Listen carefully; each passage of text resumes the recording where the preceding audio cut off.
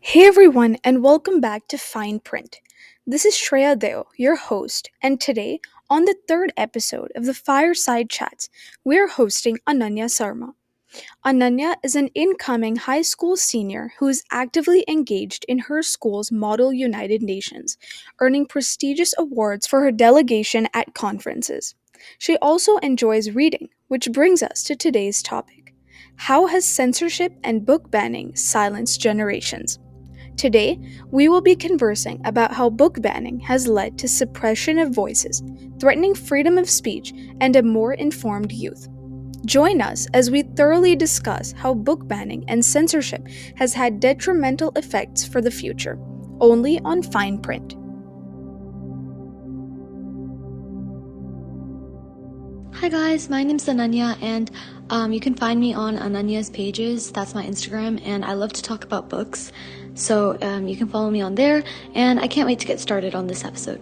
So, for our first question, how will book banning continue to affect the incoming youth of today in understanding topics through multiple perspectives?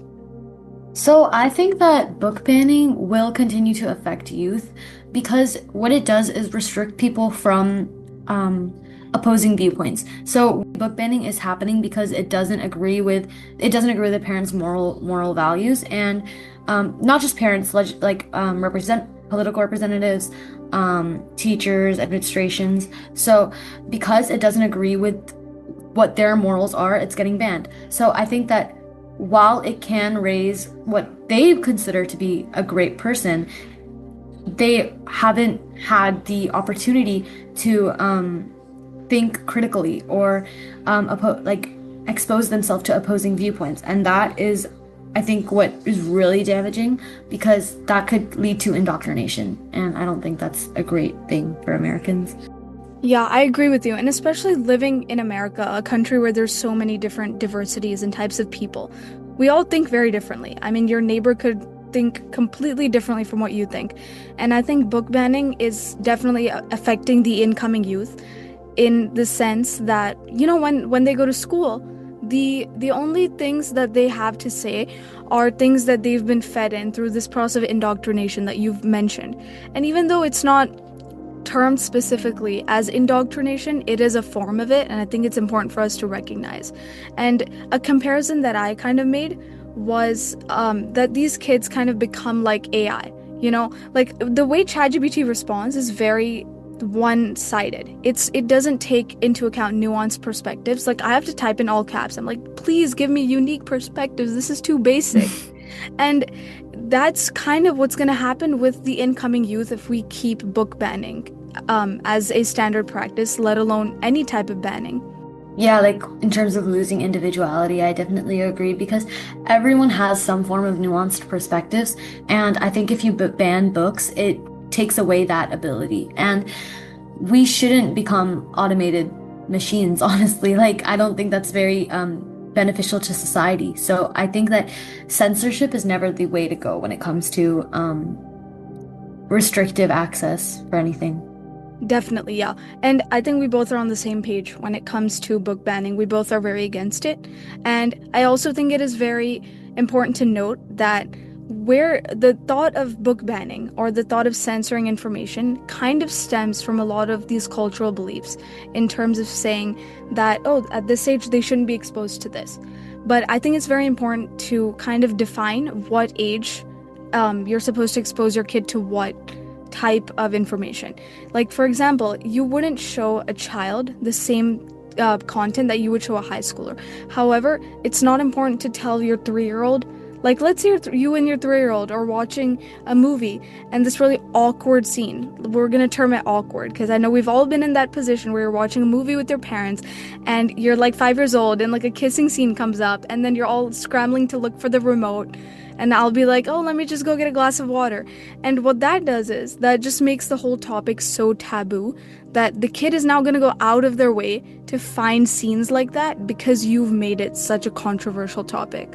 Yeah, totally. I think that definitely marking anything as taboo is kind of detrimental. Plus, also, yeah, a lot of these books, the reason that they're being banned in the first place is because some people believe that it goes against American values or it goes against what they believe to be correct. And I think that some of that is really detrimental because you can have a community that is entirely anti-LGBTQ and banning several LGBTQ books. But I think that censorship of books that other people are reading is not the best way to go because we can see that critical viewpoints can raise better people. It's a discussion worth mentioning that you need to, like even educators have talked about this. You shouldn't be pushing your values onto other people. We're in a country where thankfully like religion and government are separated, and I don't think that your values should be put into other people's legislation.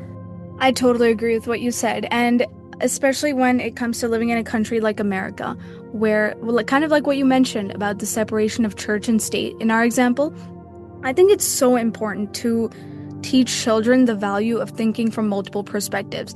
You know, like when it comes to religion, a lot of parents, a lot of my friends have been taught since their childhood only about their religion.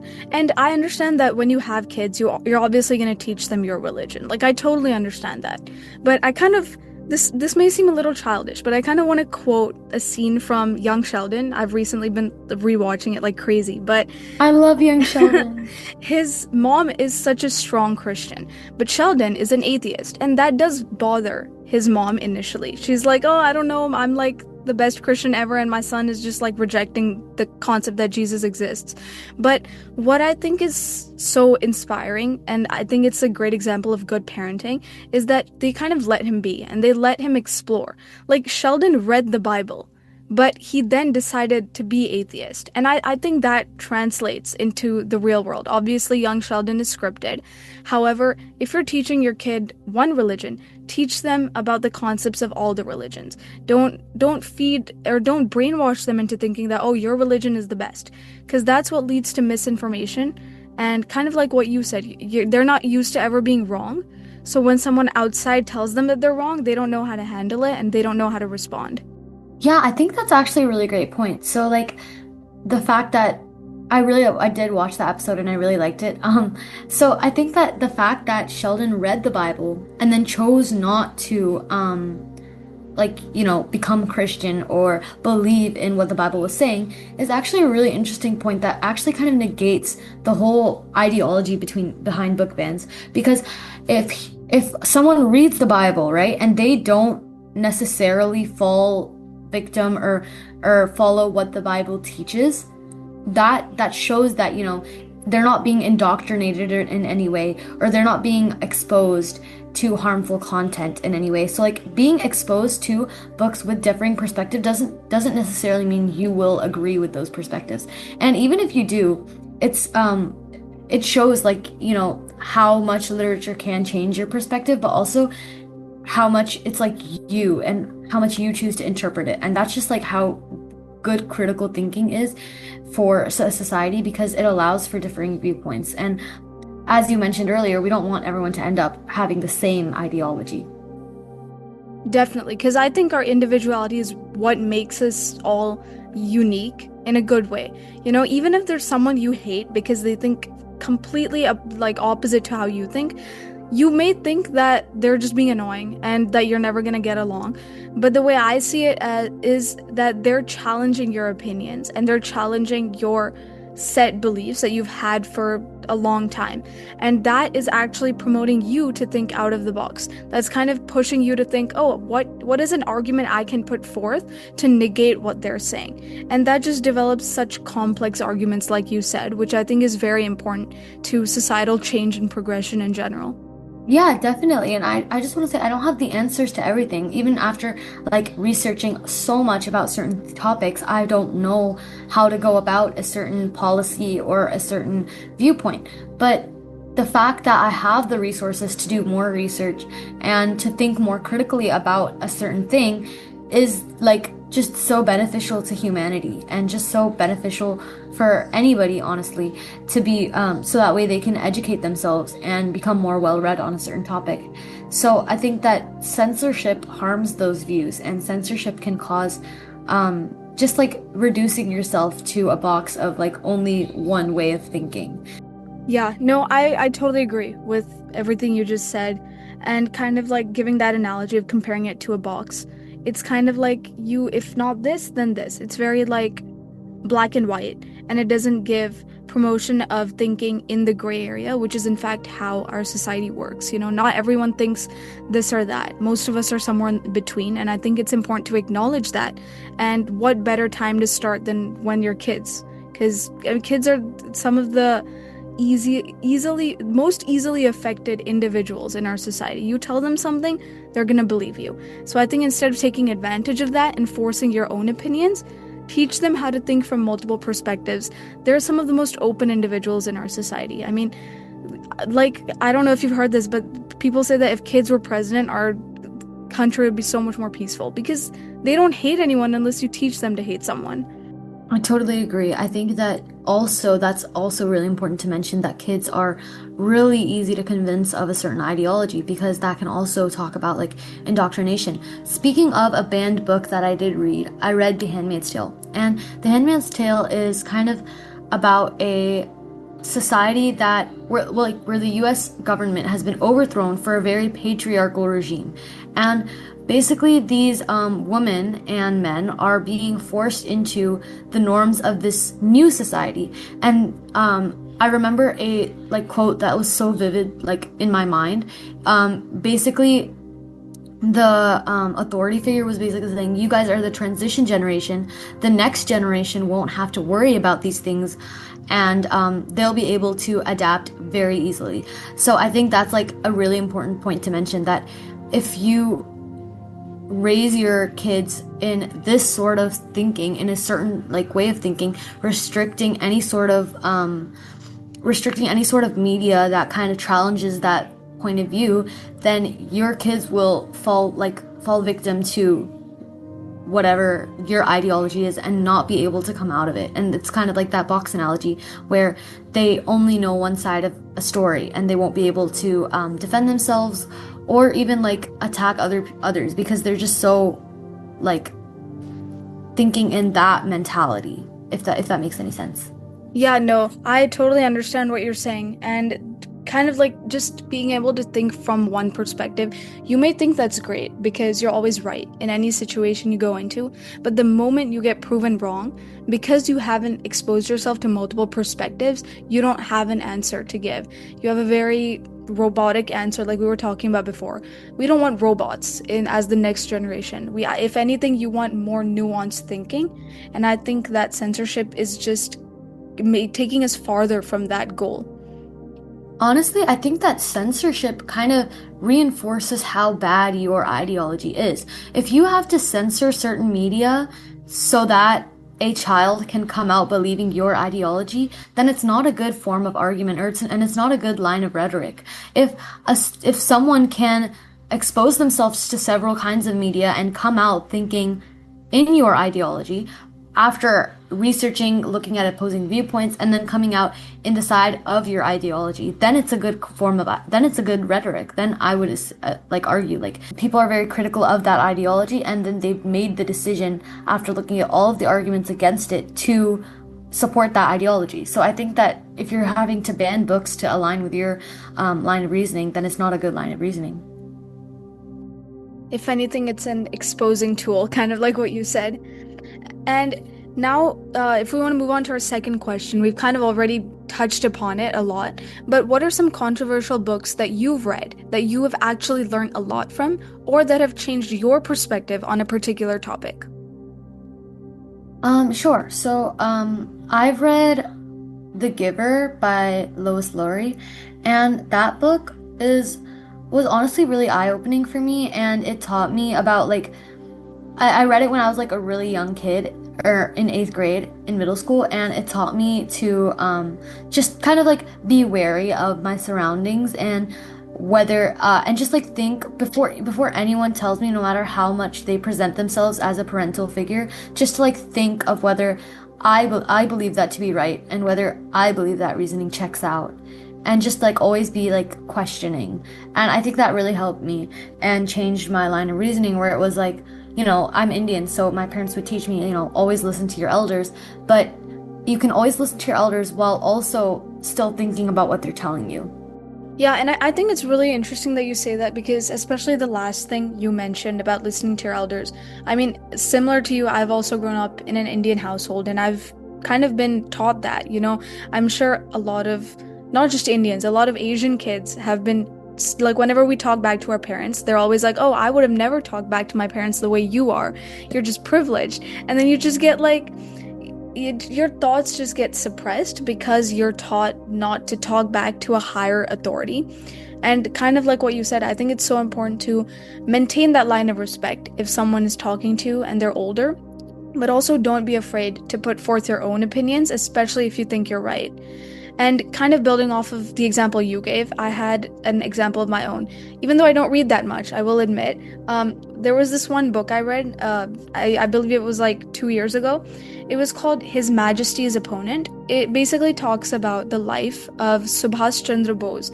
He was an Indian nationalist figure who was also responsible for gaining India its independence, alongside more known names like Mahatma Gandhi, Jawaharlal Nehru. However, what the book taught me and the perspective that it truly forced me to question was the fact that, is the opposite of non-violence really violence, or is it something else? Because it mentions in his, it's kind of like, I think it was written by his niece or nephew, and they basically talk about how Subhas Chandra Bose went in disguise to the Nazis to ask them for help for the independence cause, because at that time the Nazis were very powerful. And when I read that, I'm telling you, for like a solid 5 minutes, I just envisioned this man as a villain and I was scared. I was like, I thought all the worst things about him just because he asked the Nazis for help. And I think that's what changed my perspective, because what I had been taught is that Mahatma Gandhi was non-violent, non-violence is good, and that's what gave India its independence. But I don't think we really value his contributions enough. Now, was asking the Nazis for help your best move? Maybe not. But the point is, a lot of people think that he was against Gandhi, so he was violent. And I think they're two different things. You know, you could be non-violent while also being more direct. And that's what he was. And that really shifted my perspective on the Indian independence movement and what kinds of ideologies really shaped it to be what we know today. Yeah, I totally agree. So so basically that book kind of changed your perspective on something and made you learn from it. So that's just like an example of like how why reading is so important, because it allows you to think critically and just kind of reflect on what you've read. Like I've read books that aren't even controversial, but like challenged my viewpoint, and that could be banned because it has some like ideology that people might not agree with. But it's challenged what I thought and then reinforced my perspective. So I think that's really important and worth mentioning. Yeah, and I'm happy that both of us have had examples where things have changed our perspective. And I also think it's worth noting, whether you're an adult or you're a teenager like us, you're a kid, well, hi kid if you're listening. But I think it's so important for you to realize that just because something proved you wrong doesn't mean it shouldn't hurt your ego, is what I'm trying to say. I think it's a learning opportunity for all of us. Kind of like what you said, you won't know the answer to everything, and that's okay. But I think having your perspective changed just makes you a more developed and unique individual, as opposed to someone who only thinks from one perspective. Or not even having your perspective changed, but like challenged. Even like having your views challenged is really like helpful, because you're not, because now you have something or a viewpoint that you didn't think about when forming your perspective, and now you have to add that in. And I honestly want to say, like, there's so much, at least in the book community, there's so much discourse on what is beneficial, on what reading is beneficial. I've gotten my perspective, the whole thing, the book I was mentioning where my perspective was changed, it wasn't a fantasy book or it wasn't a nonfiction book. It was literally a romance book, and it managed to change my perspective somehow on the viewpoints that I had. And I think that like it doesn't matter what kind of literature it is, it's still worth reading. It's still worth talking about. And even and that goes for like any sort of content. So by that logic, anything is has like enough ideology to be banned. So like censorship over certain things is not necessarily a great thing to do, just because it's your morals and your values, and you don't, and that should impact only you, not other people. I agree, especially about the thing about morals. We're living in a country where everyone comes from a different background and we all have different definitions of what's right and wrong. And I just think it's very important to value that wherever you come from, it's just very important to understand that people can think different from you, and that's what makes us all unique. Yeah, like definitely.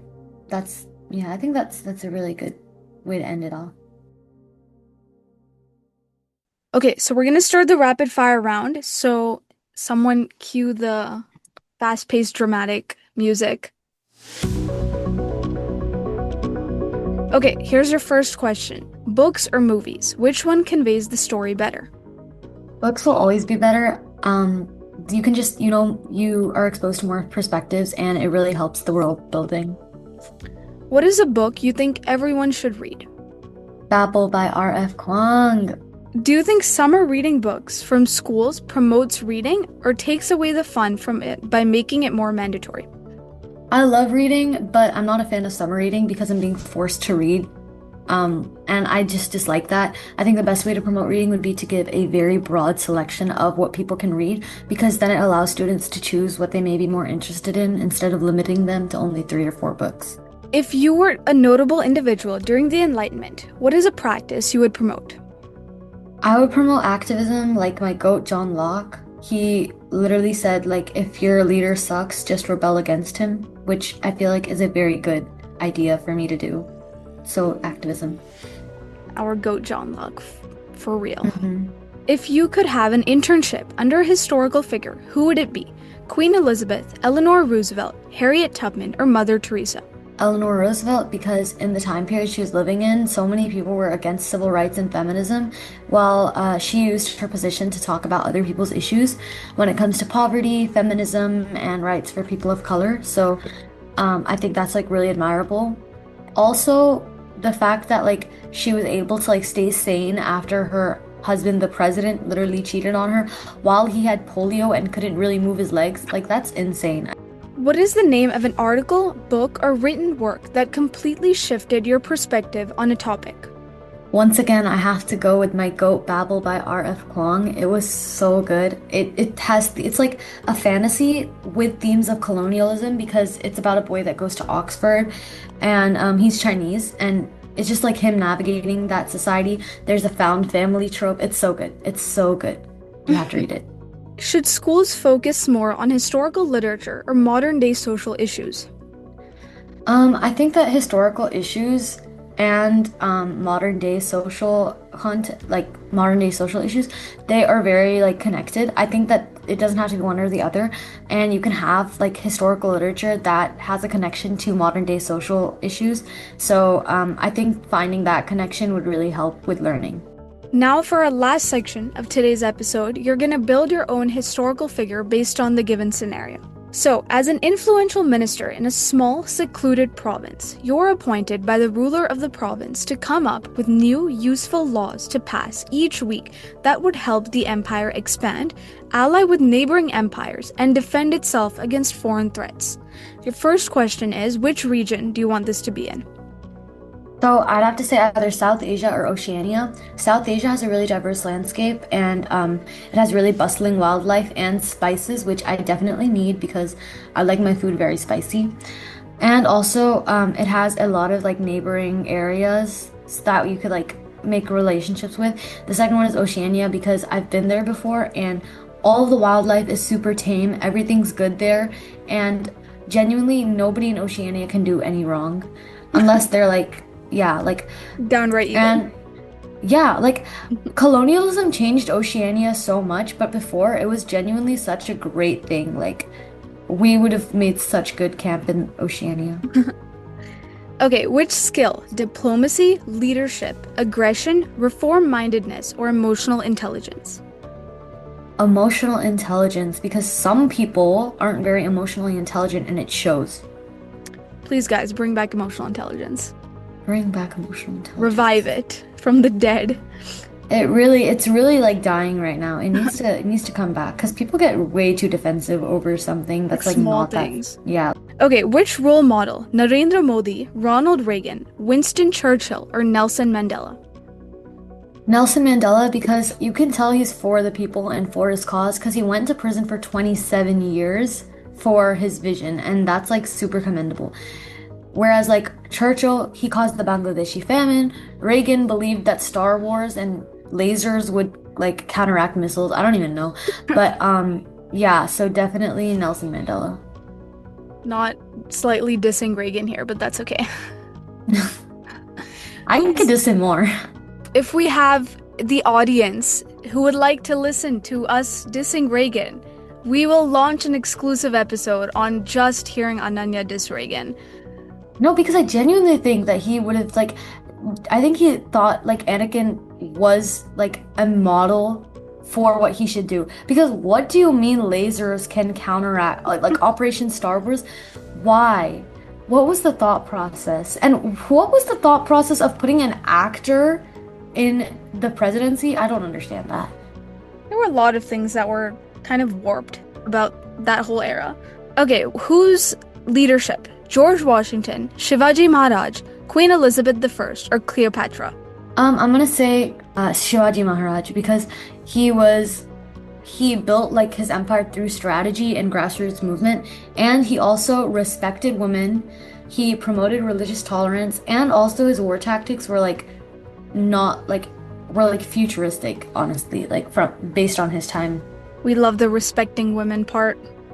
Yes, we love the respecting women part. Go King, go King.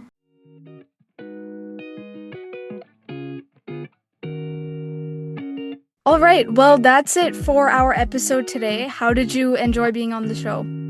I really loved being on the show. I thank you so much for inviting me. Once again, my socials are at Ananya's pages. I'm on Instagram and YouTube and TikTok. Go follow her, guys. I really enjoyed having you as well. I enjoyed our conversations about book banning, especially since you're so well-read in different genres. I think that was also a great learning experience for me because I've only read a couple here and there, but otherwise I'm very picky with what I read. But definitely it's given me more perspective into what, especially your book recommendations. Yeah, and maybe we'll pick up like Battle by R.F. Kuang. Yes.